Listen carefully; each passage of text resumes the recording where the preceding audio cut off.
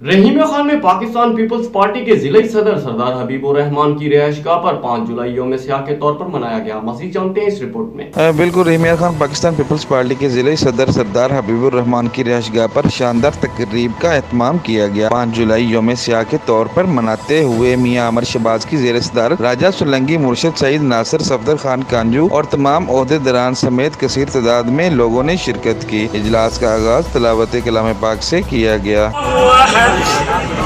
अल्लाहु समद लम यलिद वलम यूलद वलम यकुल लहू कुफुवन अहद।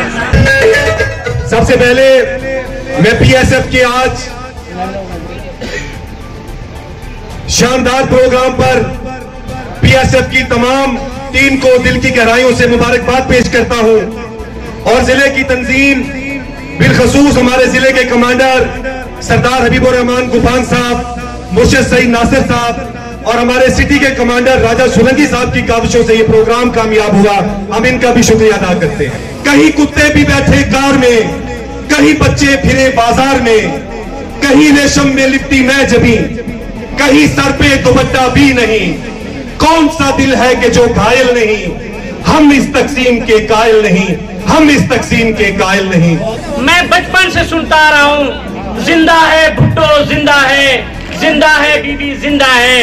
जिन्होंने कारनामे किए हैं वो आज भी जिंदा हैं।